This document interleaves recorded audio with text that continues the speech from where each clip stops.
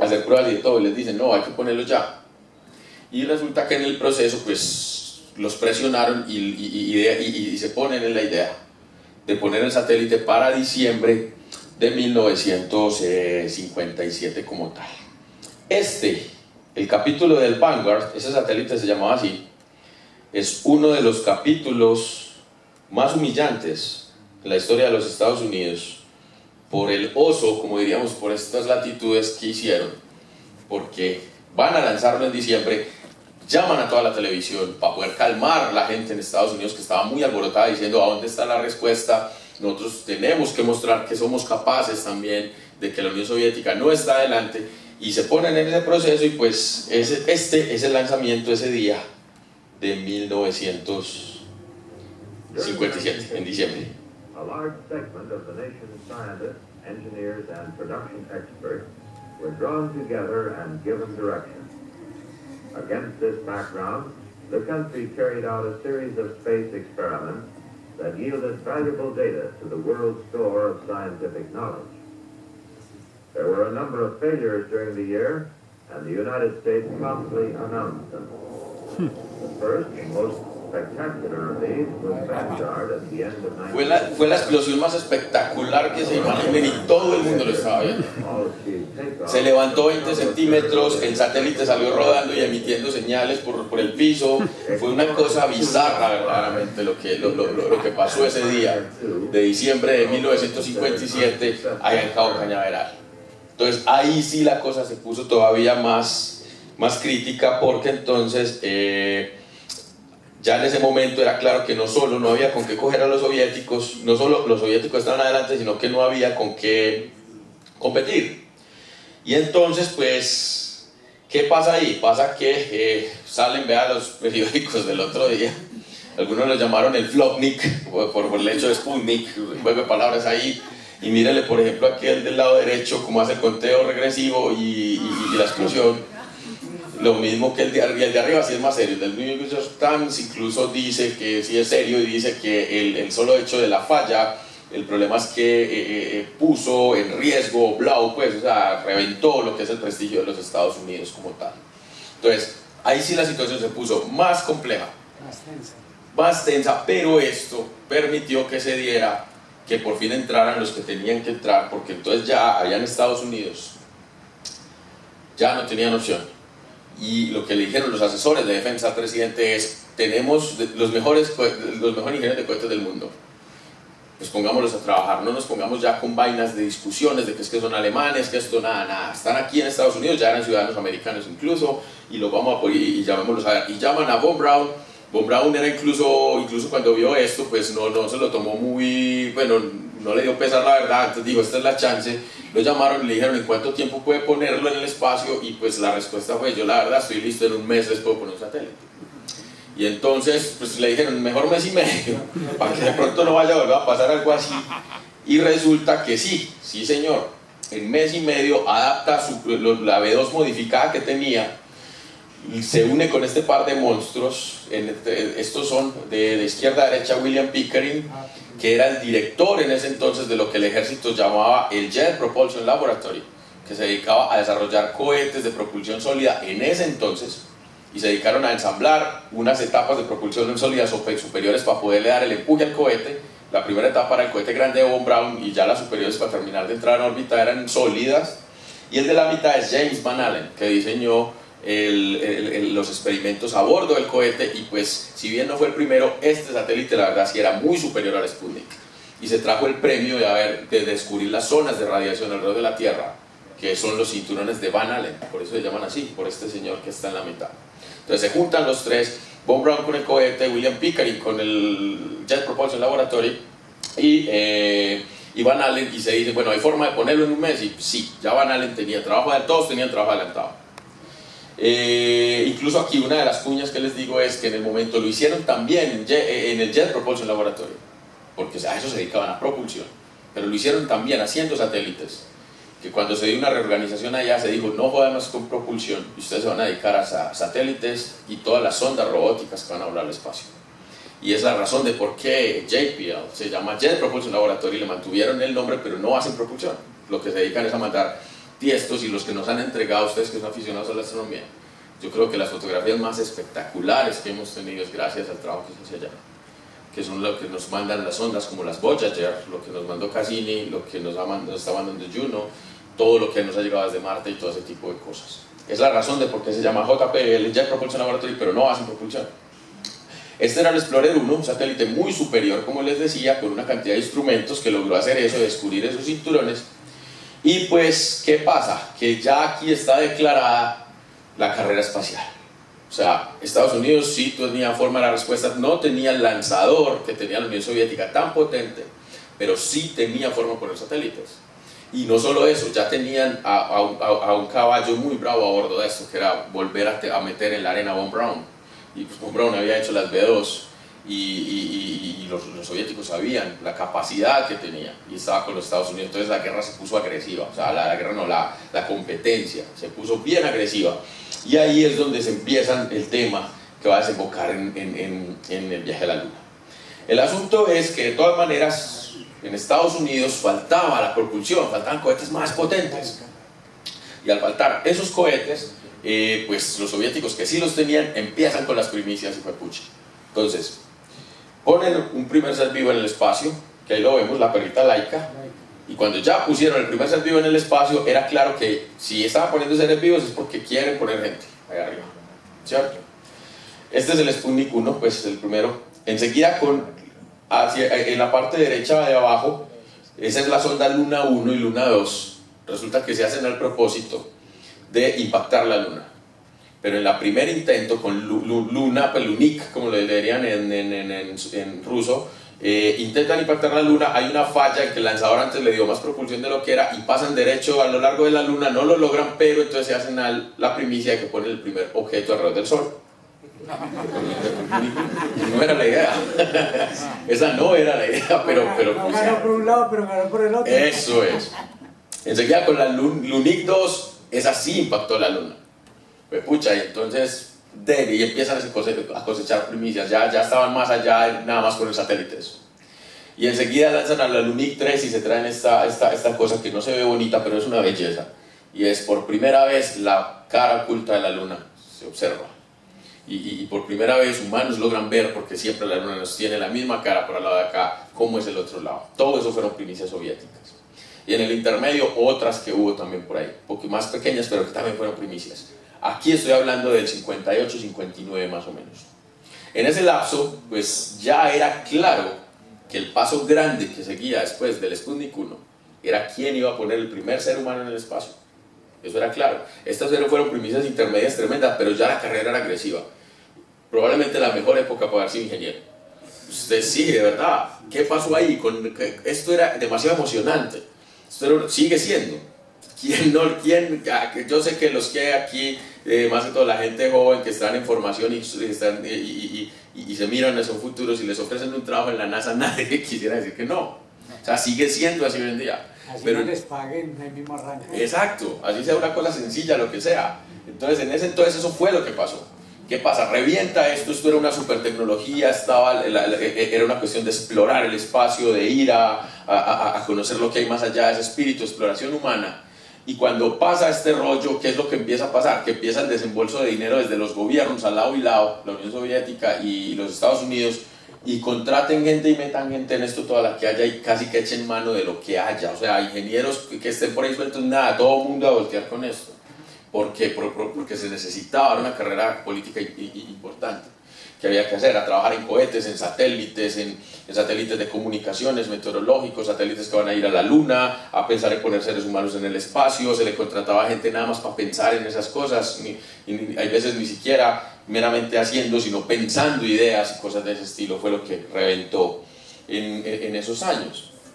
Entonces, en ese proceso, el problema es este cohete es el super lanzador, el que ven allá, que estaba poniendo al Sputnik y que estaba haciendo todas esas primicias, que es un venerable cohete que todavía hoy en día se está usando, que hoy en día se llama cohete Soyuz, una evolución pues lo que se usa hoy en día, pero básicamente el core del cohete es el mismo como tal. Miren el tamaño de esa barbaridad, es una cosa bellísima. Yo lo conocí y créame que es una cosa bellísima. Usted lo ve todavía hoy en día y dice, pucha, Korolev, ¿cómo hizo esta vaina en los años 50? Y que funcionara. Eso es lo más importante. Y en Estados Unidos, esta es la B2 modificada de Von Braun. Pues se ve humilde, pero era que no lo habían dejado hacer nada. Además que él iba a tener con qué desquitarse y eso lo vamos a alcanzar a ver aquí hoy. Él el desquite se lo iba a dar y se lo iba a dar como debe ser. Entonces, bajo estas dos cosas, resulta que ya la Unión Soviética tenía de sobrados, porque ya estaban haciendo evolución de los cohetes. A los dos ingenieros les pasa lo mejor que le puede pasar a alguien en una vida profesional, y es que le digan: usted se va a dedicar a hacer lo que le gusta. Entonces ya a Korolev en la Unión Soviética hay una no joda más con misiles. ¿Por qué? La Unión Soviética se da cuenta que era mucho más poderoso el impacto psicológico mundial con la exploración del espacio que los mismos misiles. Estaban teniendo mejores resultados. Dice: no joda más con misiles. Y con esa vaina, que aquí hay muchos ingenieros que pueden dedicar a eso. Usted se va a dedicar a explorar el espacio. Esa es su asignación de tiempo completo.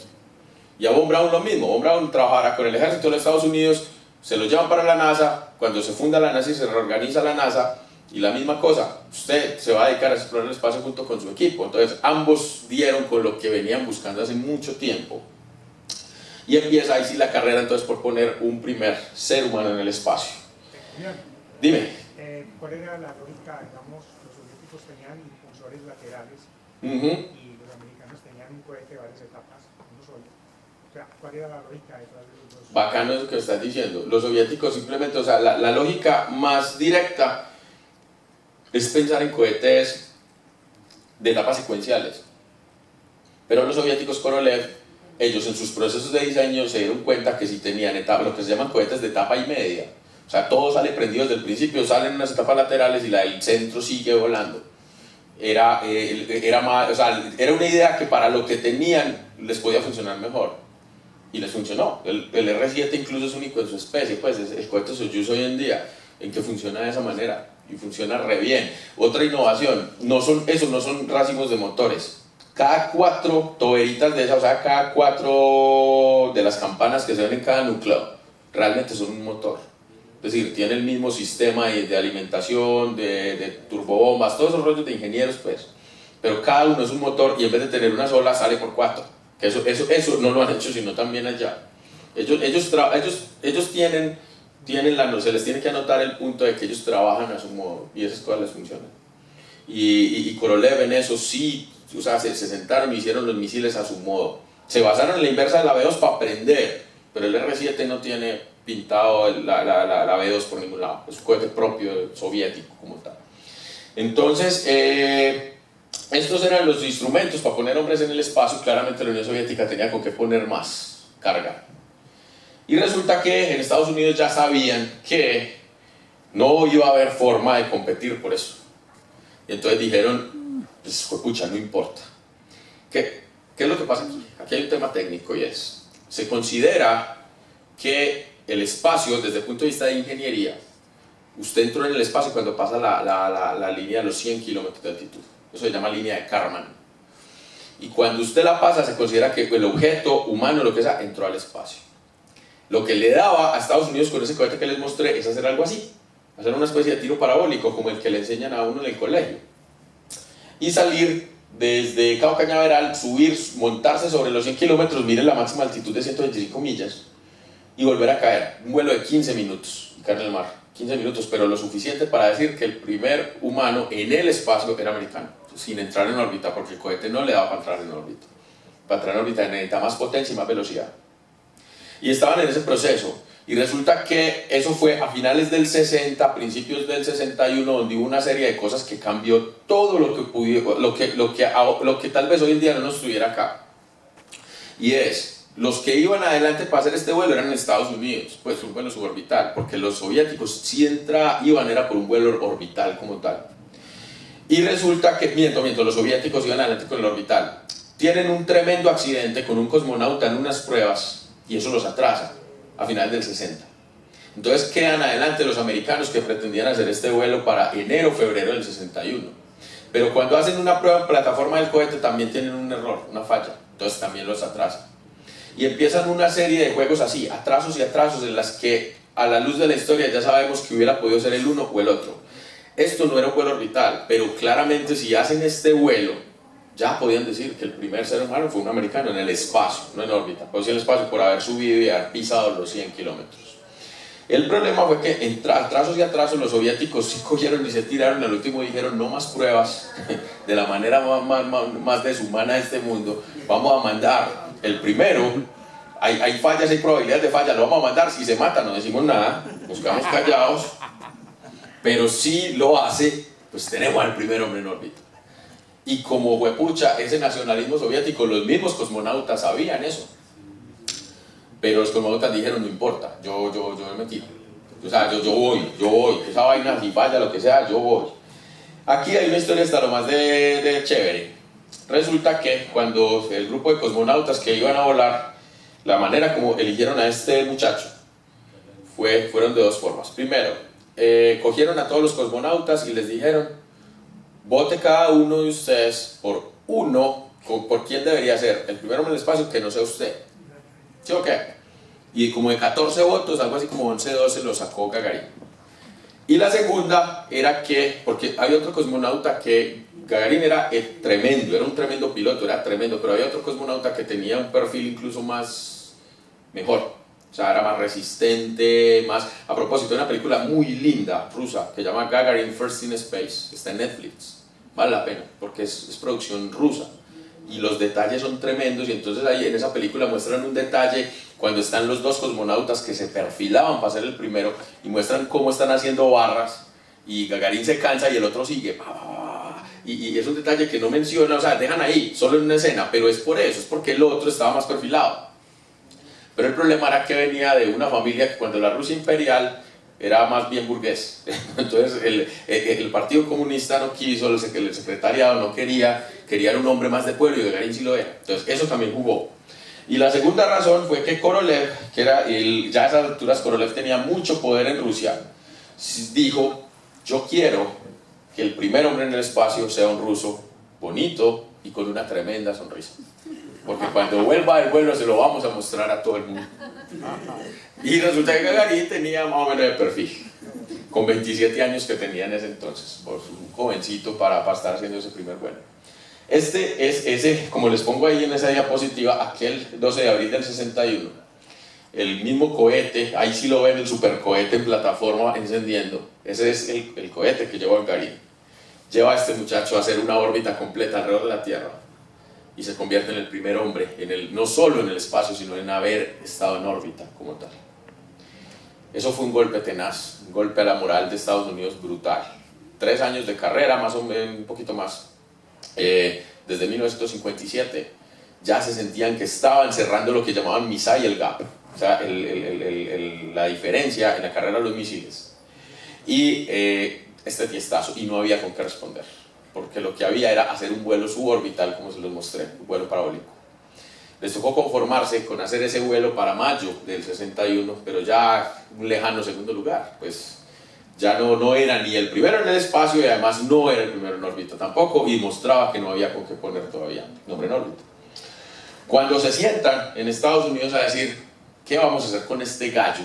Recién entonces, ya te doy la palabra de Anita, recién entonces estaba inaugurado el presidente Kennedy. Kennedy había llegado a la oficina de la Casa Blanca en enero del 61 y esto ocurrió en abril, estaba nuevecito. Kennedy se sienta con todos sus asesores y dice, bueno, ¿qué es lo que vamos a hacer para este problema? ¿Cómo vamos a manejar esta vaina? Y lo que empiezan a proponer es, ¿qué tal si proponen una estación espacial? Y lo que dicen es, nos ganan. O sea, usted va a proponer una estación espacial para 2 o 3 años, tenga la certeza que ellos tienen los cohetes y la potencia para ponerla. Y en ese proceso de discusión de lo que se dice, aquí hay que poner es una meta de largo plazo, pero que ya casi todas están vencidas. Ya esa gente puso el primer objeto alrededor de la Luna, ya habían puesto objeto alrededor de la Luna también. El primer objeto que impactó la Luna, primero el sistema solar, cara oculta, todo lo que les mostré ahí, y otros más. Y este señor. Y entonces dicen, tiene que ser una meta de largo plazo que nos dé tiempo de meternos en una carrera larga, en la que todo el poderío industrial de los Estados Unidos se vuelque para hacer lo posible, para construir un super lanzador y hacer eso. Y la única opción que queda es ir a la Luna. Es lo único que quedaba ya, que era una cosa así muy brutal. Es decir, vamos, las primicias eran chéveres, pero ya poner un ser humano en la Luna y traerlo sano y salvo, como se propuso, era una cosa de una proporción tenaz en ese momento. Con el riesgo de que la Unión Soviética se llevara ese primero también, desde el 61. O sea, el riesgo estaba. pero no había otra manera sino de competir. En el discurso de Kennedy del 61 él deja claro eso. La carrera hay que darla, no podemos asegurar que seamos los primeros en este objetivo, pero si no intentamos hacer la carrera con certeza, vamos a ser los últimos, o sea, el país va a perder su prestigio y todo eso. Y esto es lo que desemboca en lo que van a ser los viajes a la Luna, que nos tienen aquí hoy hablando del tema. Ahora sí, Anita. Vuelves a la diapositiva anterior. Y en la fotografía de la izquierda, Sí. observo otra diferencia con respecto a las plataformas americanas, y es que mira que tienen como una caldera para los gases, en las americanas es todo en superficie. Pensaría yo que esta exige más ingeniería, ¿o no? No, realmente las americanas sí las tienen, pero no se le ven así expuestas, las tienes por debajo y salen hacia los laterales muy lejos, son túneles, pero sí las tienen, sí las tienen. Claro, claro, no, las tienen que tener. Los solos gases y el ruido que esto produce despedaza un cohete en la salida.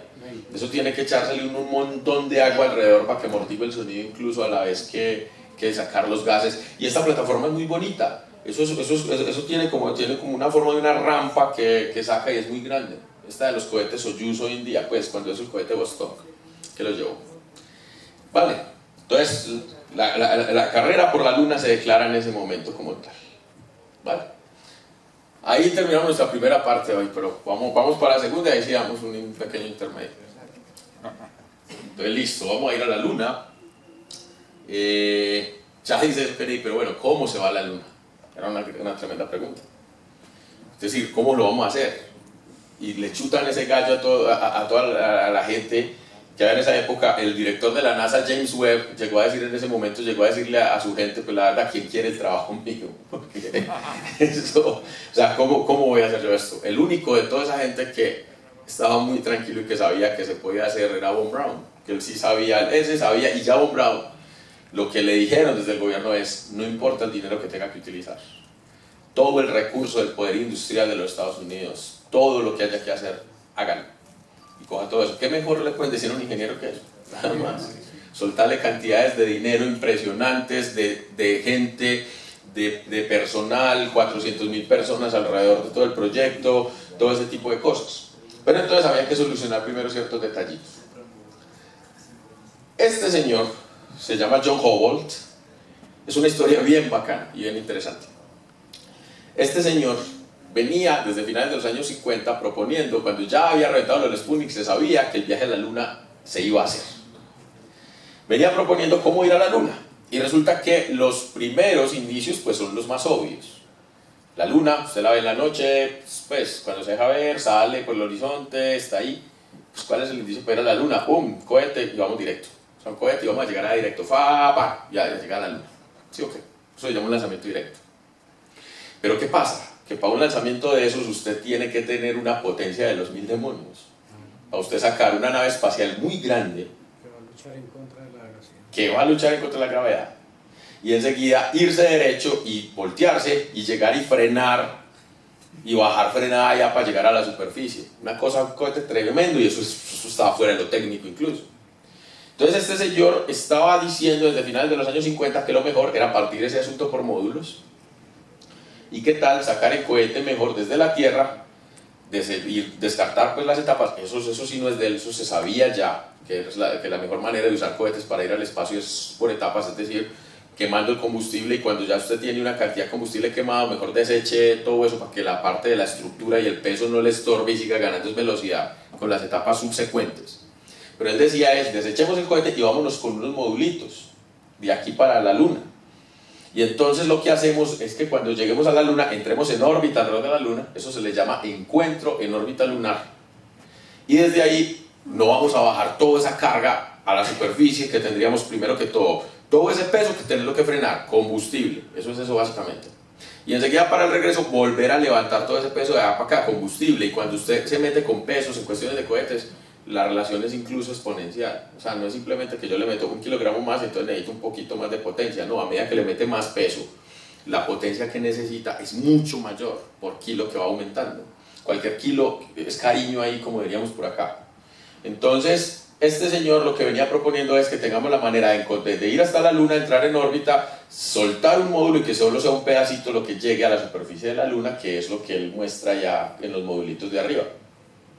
Pues este señor resulta que un señor brillante en cuestiones de órbitas, todo ese tipo de cosas, pero alguien muy tímido, sufrió bullying por este asunto, es decir, allá en la NASA decía, todo el mundo decía, este man está hablando es caca ahí, ¿cómo vamos a hacer encuentros en la Luna y todo eso si todavía ni siquiera, pues apenas estamos poniendo satélites y todo ese rollo? Y eso fue una discusión de los 1000 demonios. Y resulta que Von Braun defendía la idea del lanzamiento, no el lanzamiento directo, había otro intermedio, que era poner alrededor de la Tierra, primero una carga muy grande y ahí seguirse para la Luna, pero llegar con aterrizaje directo. Y pues tener en cuenta, en contra de Von Braun no era cualquier cosa, nada más. Pero resulta que Von Braun, un tipo que serio y que basado en la evidencia, cuando después de muchas discusiones entendió bien estos conceptos, con todo su equipo se fueron a pelear lo que iba a ser la decisión final de cómo ir a la Luna.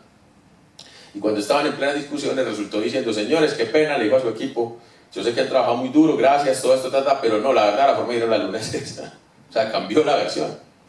Y en ese momento todo el mundo dijo, pero ¿qué pasó? Y en efecto, esa es la manera como se va a la Luna. Incluso hoy en día para regreso se está pensando así, es la manera más eficiente de poner cosas en la Luna. Y es váyase con un cohete grande, entre en órbita alrededor de la Tierra, siga hacia la Luna y vaya soltando partes. Es decir, no lleve a la superficie lo que no necesita, básicamente. Porque todo eso es peso para frenar y terminar de llegar y para devolverse. Y entonces ahí es donde se define la arquitectura para hacer el viaje a la Luna como tal, que termina siendo una cosa de este estilo. Este gráfico siempre me ha parecido espectacular, es un gráfico de la época, y yo creo que todavía hoy en día con Illustrator y con lo que tenemos no lo hacen tan bonito, donde muestra todas las fases de lo que es cómo poner humanos en la Luna como se vio en los años 60. Entonces salimos de Cabo Cañaveral, vamos a órbita alrededor de la Tierra, desechamos 2 etapas en el proceso, nos quedamos solo con una tercera etapa y con los módulos. Esa tercera etapa nos va a permitir, esta cosa al fin no terminó de señalar. Algunos tienen señalado, qué pena que a veces los tienen. Bueno, no. Resulta que acá, en esta parte de aquí, encendemos la tercera etapa y una vez ya la etapa nos inyecta en lo que se llama una inyección translunar. Ahí sí empezamos, sacamos los módulos desde la etapa, los separamos porque los módulos armaditos en el cohete van separados. Los sacamos los 2 primeros 2 módulos y enseguida damos una vuelta y nos pegamos al otro módulo y nos vamos hacia la Luna, pam, pam, pam, pam, pam, pam, y llegamos alrededor de la Luna. Y cuando estemos allá vamos en el momento en el que se vaya a lunizar, pues vamos a desprender uno de los modulitos que lo vamos a llamar módulo lunar y vamos con ese a llegar a la superficie de la Luna. Hacemos todo el trabajo que haya que hacer y listo, de una. Uy, pues pucha, sí. Este sí es de los... Ay, María. Entonces aquí tenemos la tercera etapa inyectando hacia la Luna. Aquí están los módulos separándose de la tercera etapa. Sacamos los módulos, los desencajamos, nos volteamos y nos volvemos a acoplar y nos vamos para la Luna. Y estando aquí entramos en órbita alrededor de la Luna y ya solo un pedacito, un modulito es el que va a terminar llegando y bajando a la superficie, llevando los que tengan que llegar. Entonces resulta que porque en la época obviamente todavía no estaba todo tan automatizado y eso se dijo, pues hombre, en este proceso aquí es mejor que se quede uno, acá cuidando el módulo que se va a quedar acá, y los que bajen 2, es mejor 2 que 1, de pronto alguno se quiebra una pierna, lo que sea, y haya que arrastrarlo y subirlo a bordo, y de pronto se aburre solo, lo que sea, es mejor que bajen. Entonces por esa razón fueron 3, de los cuales bajaban 2. Y desde guía para el regreso, pues más sencillo, resulta que entonces la etapa que bajó a la superficie la dejamos en superficie, solo subimos con otro pedacito, ese pedacito se acopla a lo que había aquí y vamos a salir de nuevo hacia la Tierra, botamos el pedacito que nos subió desde la Luna y nos vamos a terminar viniendo solo con la parte de la cápsula, que es lo único que regresa, que es esta cosa así. Entonces los módulos son estos 3. Son estos 3 modulitos, mírenlos cómo iban empacados en el cohete. Iban el módulo de comando, que es este, que es donde van a estar prácticamente todo el vuelo. El módulo de servicio, que es este, básicamente lo que es un módulo de ingeniería,